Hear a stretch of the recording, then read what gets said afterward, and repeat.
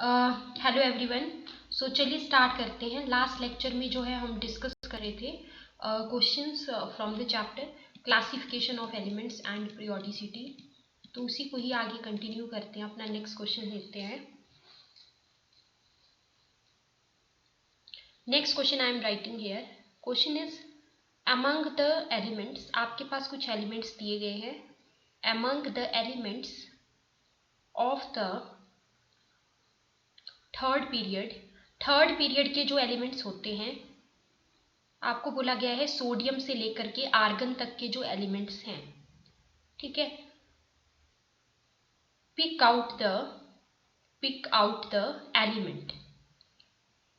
First part में जो first question आपसे पूछा गया है, फर्स्ट पार्ट जो है क्वेश्चन का वो है कि आपको सोडियम से लेकर के आर्गन तक के जो एलिमेंट्स हैं, ठीक है, आपके थर्ड पीरियड में, उसमें से आपको बताना है कि कौन सा एलिमेंट है विद द हाईएस्ट, जिसकी फर्स्ट आयनाइजेशन एंथैल्पी हाईएस्ट है। Element with the highest first ionization enthalpy.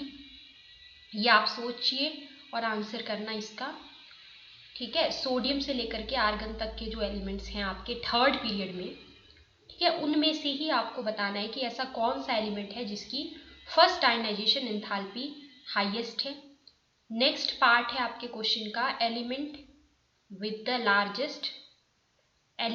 Largest atomic radius. Atomic radius largest किसका है? एटॉमिक रेडियस किसका लार्जेस्ट है? थर्ड है, दैट इज मोस्ट रिएक्टिव। कौन सा जो है मोस्ट रिएक्टिव नॉन मेटल है? That is most reactive non metal. Fourth है, that is the most reactive metal. फिर बताना है कि मोस्ट रिएक्टिव मेटल कौन सा है, ठीक है।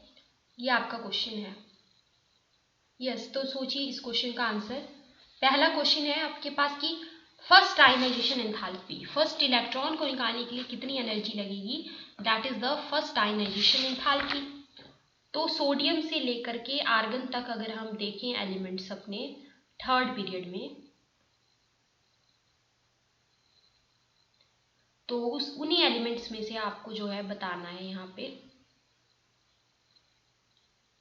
जैसे सोडियम का एटॉमिक नंबर क्या होता है आपका? 11, ठीक है। तो सोडियम एटॉमिक नंबर 11। देन उसके बाद कौन सा आएगा इसमें? मैग्नीशियम 12।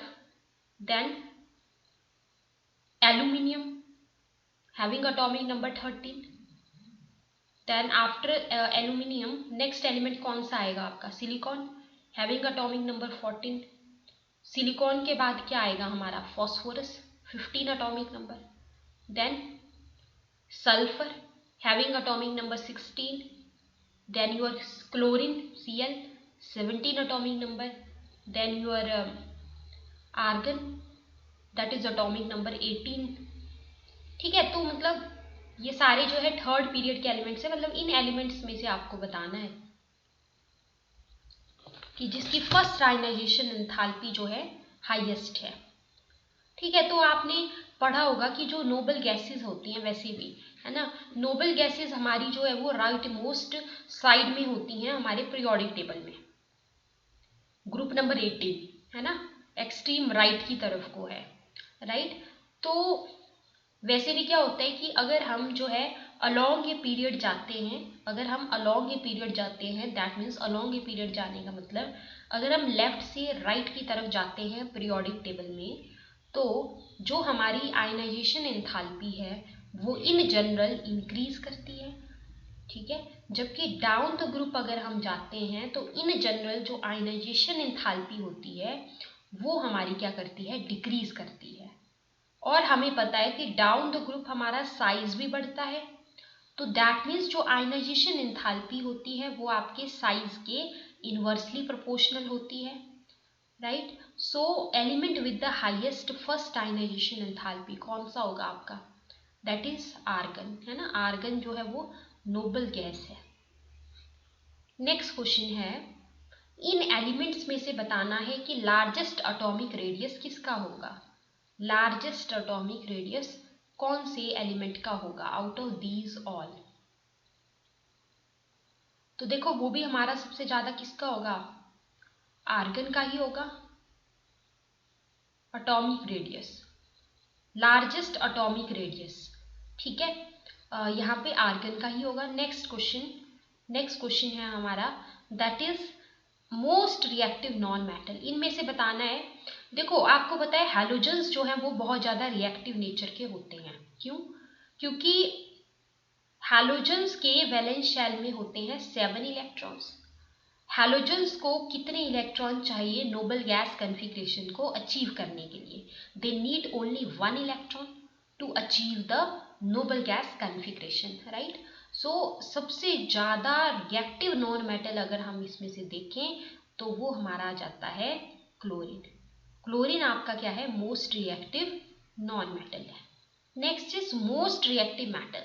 देखो हम पढ़ते हैं जनरली जो अल्कली मेटल्स होते हैं ना, आपके जो हमारे अल्कली मेटल्स होते हैं वो हाईली रिएक्टिव नेचर के होते हैं। अल्कली मेटल्स जो होते हैं they are of highly reactive nature, right. और इसमें से अगर हम देखें तो हमारा अल्कली मेटल कौन है, सोडियम है।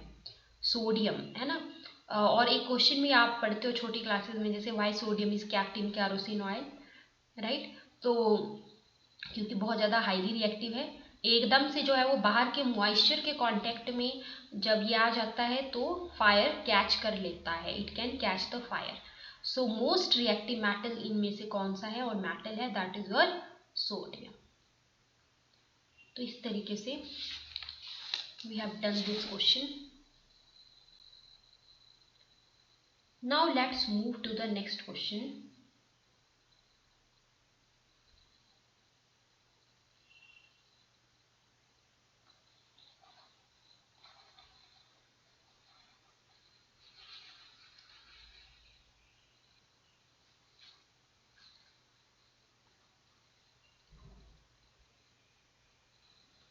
So our next question is question number 2, that is why does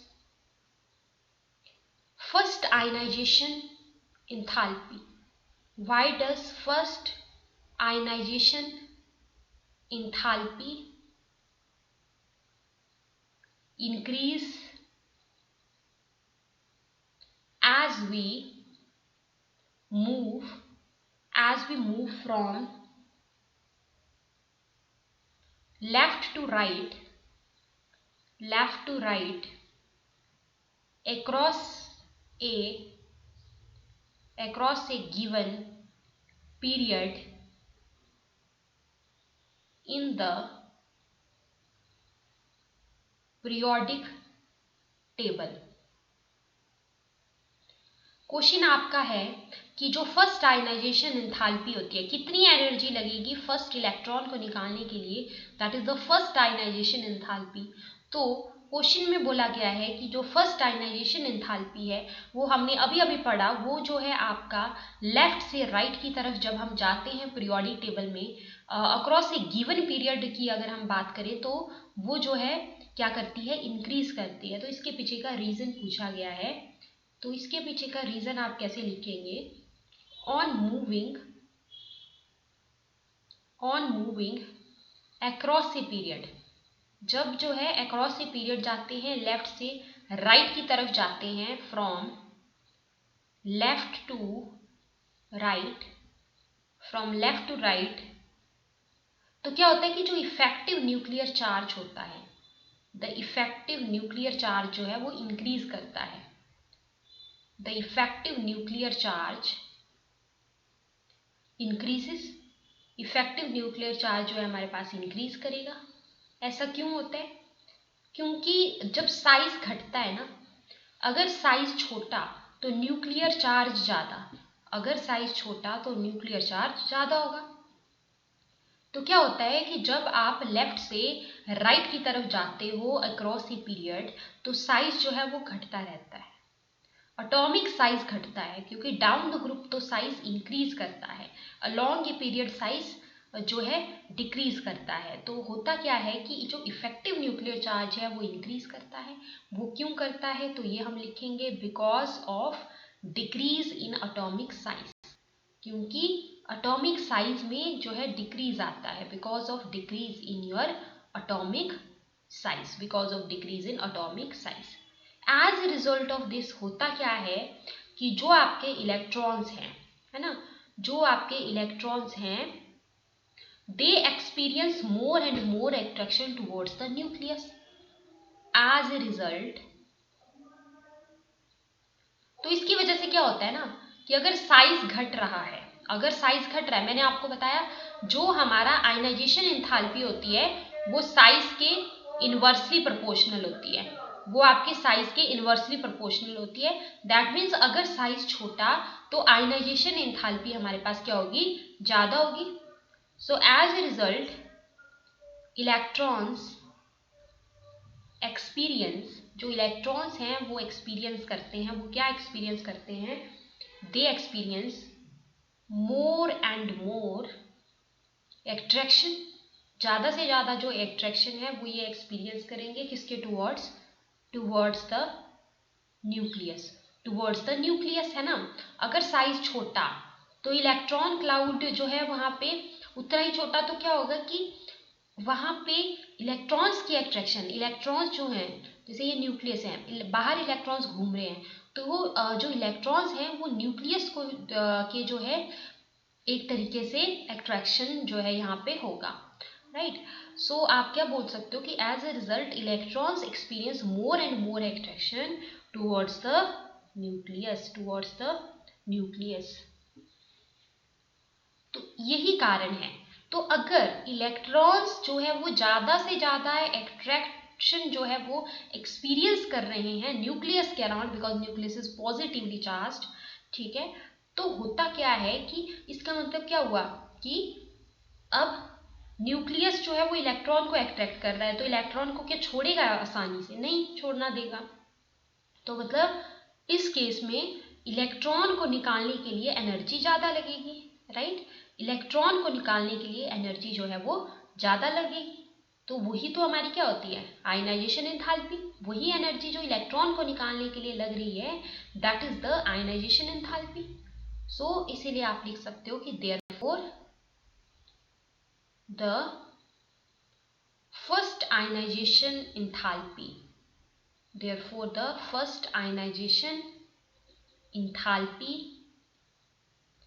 increases from left to right in a period। तो ये इसका आ जाता है reason. I hope this is clear. तो अब हम नेक्स्ट क्वेश्चन की तरफ चलते हैं।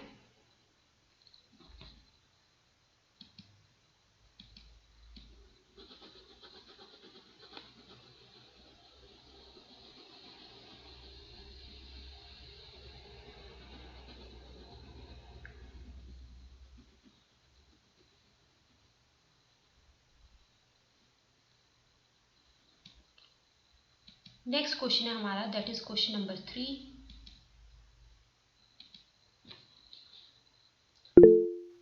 क्वेश्चन है why is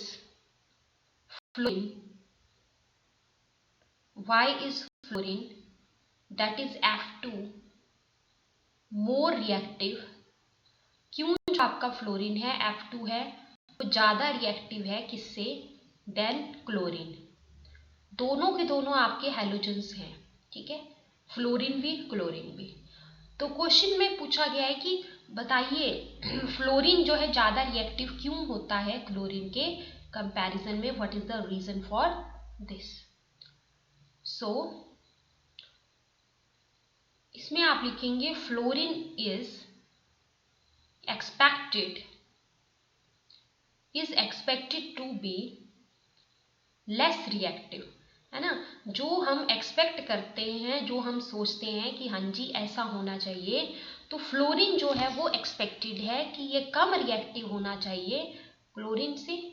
अब इसके पीछे का रीजन भी मैं आपको बताऊंगी। Then chlorine that is Cl2 because the, अब इसके पीछे का कारण क्या है कि ऐसा इसीलिए होना चाहिए था बिकॉज द साइज, क्योंकि जो साइज है, अगर हम F2 में देखें तो जो साइज है फ्लोरीन और फ्लोरीन के बीच का जो बॉन्ड है FF बॉन्ड, ठीक है, वो लेस है, वो कम है देन दैट ऑफ, किसके कंपैरिजन में, then that of Cl bond.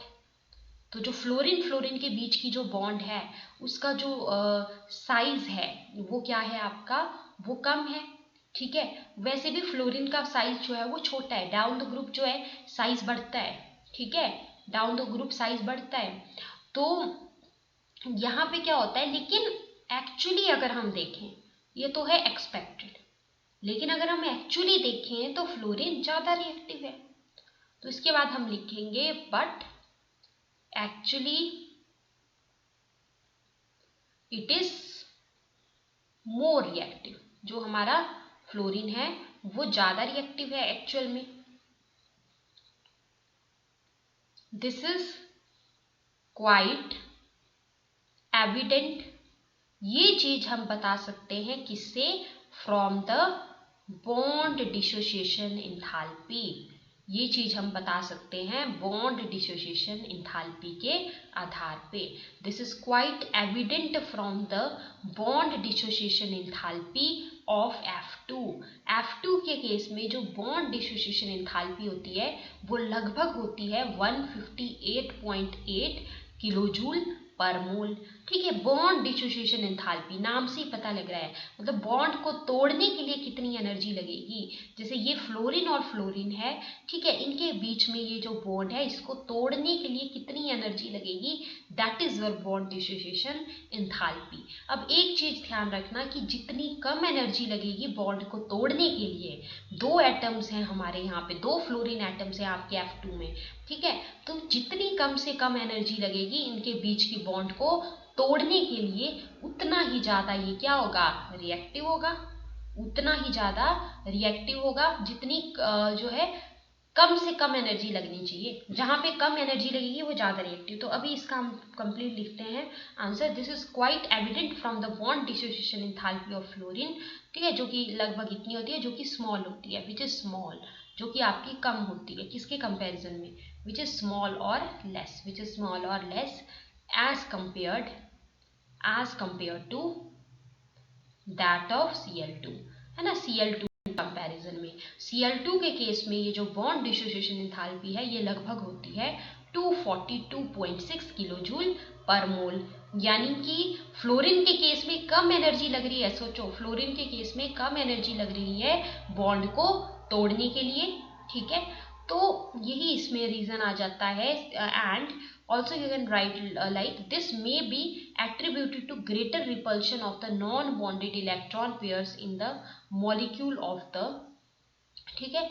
यहाँ पे क्या होता है, अब यहाँ पे कम एनर्जी क्यों है, मतलब बॉन्ड डिसोसिएशन एंथैल्पी जो है ये कम क्यों है यहाँ पे, तो ये आप लिख सकते हो this may be attributed to greater repulsion in the non bonded, repulsion जो है ज्यादा देखने को मिलती है फ्लोरीन के केस में। This may be attributed to greater repulsion in the non bonded electron pairs in the molecule of fluorine. जैसे अगर हम देखेंगे ना फ्लोरीन मॉलिक्यूल को, तो कुछ इस तरीके से F सिंगल बॉन्ड F, ठीक है, और यहाँ पे आप इलेक्ट्रॉन्स बना दोगे लाइक 1 2 3 4 5 6, यहाँ पे 1 2 3 4 5 6, ठीक है। तो यहाँ पे ये जो नॉन बॉन्डेड जो इलेक्ट्रॉन पेयर्स हैं, है ना, यहाँ पे तो ये बीच में तो बॉन्ड है, यहाँ पे तो बॉन्डेड इलेक्ट्रॉन पेयर्स होंगे, राइट। लेकिन जो अदर जो यहाँ पे नॉन बॉन्डेड इलेक्ट्रॉन पेयर्स हैं, ये जो इलेक्ट्रॉन पेयर्स हैं, ये जो इलेक्ट्रॉन पेयर्स हैं इनके बीच में क्या होगी, रिपल्शन होगी। ये चीज आपको ध्यान में रखनी है, ठीक है। जो रिपल्शन जो है वो ज्यादा है क्लोरीन के कंपैरिजन में, मतलब इलेक्ट्रॉन रिपल्शन, ठीक है, या इंटर इलेक्ट्रॉनिक रिपल्शन जो है वो ज़्यादा यहाँ पे देखने को मिलती है as compare to that of chlorine, chlorine के कंपैरिजन में। ठीक है, तो बॉन्ड अब देखो, अगर यहाँ पे क्या है कि इस प्रकार की रिपल्शंस देखने को मिल रही है, तो इसकी वजह से क्या होगा कि बॉन्ड क्लीवेज जो है वो ज़्यादा आसान हो जाएगा, क्योंकि बॉन्ड डिसोसिएशन एंथैल्पी यहाँ पे क्या है, कम है, मतलब बॉन्ड को तोड़ने के लिए कम एनर्जी लगेगी, as the name itself indicate bond dissociation enthalpy. ठीक है, सो बॉन्ड को तोड़ने के लिए, बॉन्ड को डिसोशिएट करने के लिए कितनी एनर्जी लगेगी, तो यहाँ पे आप लिख सकते हो कि देयरफॉर, इसीलिए आप बोल सकते हो देयरफॉर द बॉन्ड क्लीवेज, जो बॉन्ड क्लीवेज है फ्लोरीन की, बॉन्ड क्लीवेज ऑफ फ्लोरीन वो आपकी क्या हो जाती है, दैट बिकम्स ईजियर, वो ज़्यादा आसान हो जाती है। ठीक है, that becomes easier and it is more reactive in nature. ठीक है, फ्लोरीन इसीलिए आपकी क्या है, ज़्यादा रिएक्टिव है, क्योंकि सिंपल सा रीज़न लिखना है कि यहाँ पे बॉन्ड डिसोसिएशन एंथैल्पी जो है कम है।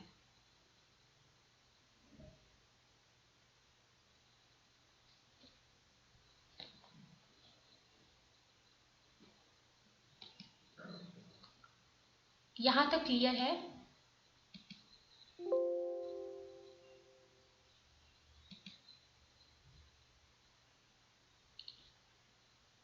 ओके, नेक्स्ट क्वेश्चन की तरफ हम प्रोसीड करते हैं अब।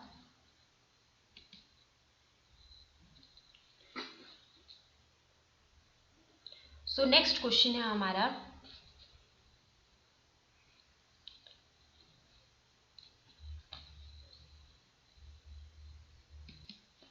नेक्स्ट क्वेश्चन में जो है आपको सिंपल डेफिनेशन बतानी है। Question is define the following, define the following, simple definition एक प्रॉपर वे में। ओके, सबसे पहला है इलेक्ट्रोनेगेटिविटी को डिफाइन करिए। नेक्स्ट है आयनाइजेशन एंथैल्पी को डिफाइन करिए। एक प्रॉपर फॉर्मेट में you have to write the definitions always. तो इलेक्ट्रोनेगेटिविटी की डेफिनेशन करते हैं। इलेक्ट्रोनेगेटिविटी क्या होता है? Electronegativity of an element is the, what is electronegativity and what is the ionization enthalpy। तो ये हमारा इलेक्ट्रोनेगेटिविटी अगर हम सिंपल वर्ड्स में देखें तो ये एक तरीके से जो है, मतलब आप ऐसे समझ लो कि it is the relative tendency of an electron. ठीक है, मतलब जो एट्रैक्ट करने की है ना, किसके लिए एट्रैक्शन, किसके लिए tendency, for the shared electron pair, जो आपका शेयर्ड इलेक्ट्रॉन पेयर है उसके लिए। ठीक है, शेयर्ड इलेक्ट्रॉन पेयर के लिए किसमें, इन ए केमिकल बॉन्ड, किसी केमिकल बॉन्ड में, है ना। तो रिलेटिव जो एक तरीके से जो एट्रैक्शन है, ठीक है, वो हमारा आ जाता है इलेक्ट्रोनेगेटिविटी। तो ऐसे आप बना सकते हो डेफिनेशन। एंड ऑल्सो अगर आपको डेफिनेशन लिखनी है आयनाइजेशन एंथैल्पी की, तो ये भी क्या होती है, जैसे कि नाम से ही पता लग रहा है enthalpy, enthalpy means your energy, enthalpy means energy. So इसमें भी आप लिख सकते हो like it is the minimum amount of energy, कम से कम कितनी एनर्जी लग रही है to remove the most loosely bound electron. तो इसको लिखते हैं आप एक प्रॉपर उसमें। इसमें मैंने बताया electronegativity of an element is the relative, जो मैंने एट्रैक्शन वाली बात अभी बताई, it is the relative electron attracting tendency of its atom for a, है ना, किसके लिए है एट्रैक्शन, किसके लिए है attracting tendency, for a shared pair of electrons, for a shared pair of electrons, किसमें, इन ए केमिकल बॉन्ड, किसी केमिकल बॉन्ड में, किसी केमिकल बॉन्ड में। So the relative electron, it may be defined as electronegativity of an element may be defined as the relative electron attracting tendency of its atom. किसके लिए? नाम से ही पता लग रहा है, इलेक्ट्रोनेगेटिविटी। ठीक है, तो किसके लिए? इलेक्ट्रॉन के लिए। For a shared pair of electrons in a chemical bond. So what is electronegativity? Electronegativity of an element is the relative electron attracting tendency of its atom for a shared pair of electrons in a chemical bond. Next आप इसकी भी बना सकते हो, ionization enthalpy की definition. What is it? Ionization enthalpy of an element is the, अब enthalpy word से ही पता लग रहा है, मतलब यहाँ पे ये क्या होगी? आपकी एनर्जी होगी, राइट? ये आपकी एनर्जी होगी। So ionization enthalpy of an element is the minimum, ये आपके पास क्या होगा? That is the minimum amount of energy. It is the minimum amount of energy. Minimum amount of energy आपकी कितनी लग रही है? Which is needed, which is needed. It is the minimum amount of energy जो कि आपकी needed है, किसके लिए? to remove the most loosely bound electron from a neutral gaseous atom in its ground state। देखो आपको पता तो है कि आयनाइजेशन एंथैल्पी है क्या, कितनी एनर्जी लग रही है इलेक्ट्रॉन को निकालने के लिए, लेकिन एक प्रॉपर फॉर्मेट में आपको डेफिनेशन लिखनी होती है always. Like of an element is the minimum amount of energy which is needed to remove the most loosely bound electron from a neutral gaseous atom in its ground state। ठीक है, अब जब electron remove होगा तो क्या बनेगा? Cation बनेगा। To form a cation also in the gaseous state। ठीक है, तो मतलब आपके पास क्या है? एक न्यूट्रल है ना, और कैसा एटम है? आइसोलेटेड गैसियस एटम है, आइसोलेटेड, अकेला है, आइसोलेटेड है, और कैसी स्टेट में? गैसियस स्टेट में है ना। तो न्यूट्रल आइसोलेटेड गैसियस एटम है, उसमें से इलेक्ट्रॉन को निकालने के लिए कितनी एनर्जी लगेगी, उसी को ही हम क्या बोलते हैं? उसी को ही हम बोल देते हैं that is your ionization enthalpy. और क्या बनेगा उससे क्या बनेगा आपका? उससे कटायन बनेगा। टू फॉर्म ए कटायन, और वो जो कटायन बनेगा वो भी बनेगा आपका गैसियस स्टेट में, right? So this is the complete definition of ionization enthalpy।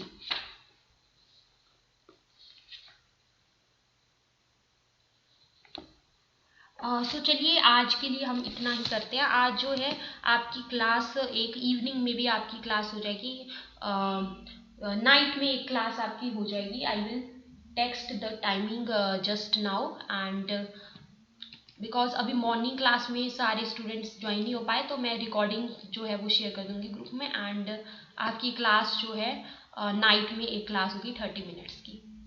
Okay, so that's all for today. Okay, bye.